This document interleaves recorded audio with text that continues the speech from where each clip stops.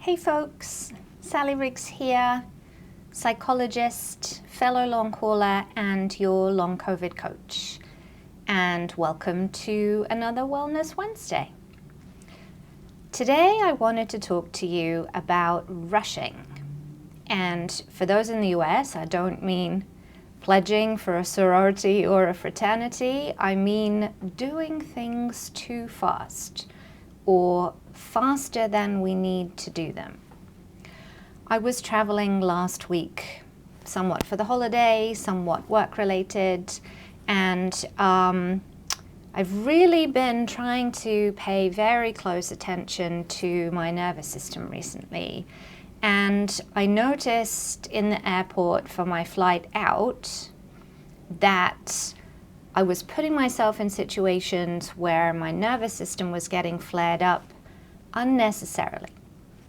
So, for example, I had an early morning flight. I was at the airport around 5:30, and because it was a busy travel week here in the US, there was already a wait for a wheelchair, which was allegedly 30 minutes. I was hungry. I hadn't taken my huge stack of meds and supplements, and I really wanted to just get through security so that I could eat some breakfast and begin to feel a bit better. So I made the executive decision, because I have Clear and I have TSA PreCheck, so I don't need to stand in a queue and I don't need to take anything out of my bag, that I would just walk through security, which was just right there, and then I would arrange for the wheelchair to pick me up on the other side when I needed to get to the gate. And yet, I was walking towards the bathroom to empty out my liquids and go to the bathroom before I went through security, and I noticed that I was walking quite fast and my heart rate was pretty high. And now that I'm doing a little bit better, I can walk at a regular pace again. And I remember that in my former life, pre-COVID, I used to walk incredibly fast all the time, everywhere. And so there I was with my little suitcase, walking as fast as I could to the bathroom. And I caught myself and I was like, where's the rush? Plenty of time to get through here, no line, plenty of time for your flight, no line for the bathroom. Why are you rushing? And I think what happens is that, and you've heard me talk about this before, most of us pre-COVID have some kind of trauma history. And when we've been through adverse things in our life, we can get incredibly good at getting through more difficult things as fast as possible so that we can get through, be on the other side, and recover. And if I think about it, I am incredibly skilled at head down, push on through the middle, out the other side, recover. And I'm sure that many of you can also relate to that. And we know when it comes to long COVID, and we talk about pacing and all of those things, and we're in the thick of our symptoms and feeling very fatigued, we really can't do very much. And so pacing is forced on us. And we have to slow down. There was a period in my apartment where I made up a rule for myself that if I was finished using something, I wouldn't walk back to where it was from and put it away, because that was a waste of energy. I would literally just drop it where I was standing. And I made myself follow that rule for months and months and months and months, and it helped not waste energy. Now that I have a little bit more energy again, I've noticed that I'm forcing my body into these false situations where it's kicking off fight or flight. When I was at the airport, walking as fast as I can to the bathroom tells my nervous system that it needs to be in fight or flight, that something important is about to happen. But it doesn't. There was no panic, there was no crisis, there was no reason to be hypervigilant or focused. even recording this video for you today, I want to get it done so that I can get it to my assistant so she can do the back end setup. And it takes a little bit of time. I have to set up my kind of tech situation here, which I don't always keep set up this way during the week. And I notice myself wanting to just rush on through and get it done. And the woman upstairs was vacuuming, and I could hear it kind of going backwards and forwards. And as often happens in New York City, there was a siren going by. And I noticed my nervous system tensing up and bracing itself and being like, we need to get this done. We don't need to get this done. There's no rush. I've got plenty of time to record this for my assistant.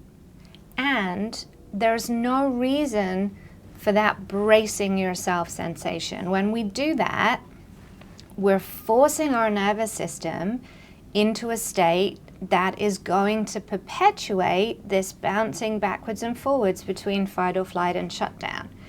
And there's no crisis here. I've got plenty of time to record this video today. I had plenty of time to get through the airport. When I picked up the rental car, I had plenty of time to do that. When I got on the road, I had plenty of time to drive, and yet constantly need to go faster, need to get through this, need to get it over and done with. And in the old days, our bodies probably did have the capacity to recover, and so getting through fast so that we could get on the other side and recover was functional. But that's not how our nervous systems are working anymore. If I push on through for 3 or 4 or 5 or 6 hours, sitting down on the other side of that is not going to recover my nervous system. I'm going to need to do a significant intervention to undo all that forcing and that bracing and that rushing that put my body in fight or flight. So the best thing we have is not putting our body in fight or flight unnecessarily. And as I've been paying attention to my body recently, and as I've been thinking with all of this work much more about trauma and how trauma manifests in our bodies. I used to work on inpatient acute psych wards where, yes, there's trauma, but it's also very common for people to work there who have been through trauma, because our bodies very naturally respond to that environment of crisis and pressure and push on through and chaos. And I found myself, as I was thinking about recording this video, thinking of what even would be a situation in which somebody would need to rush legitimately.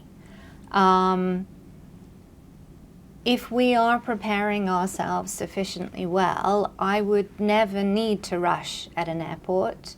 So there is no reason for my body to be in fight or flight.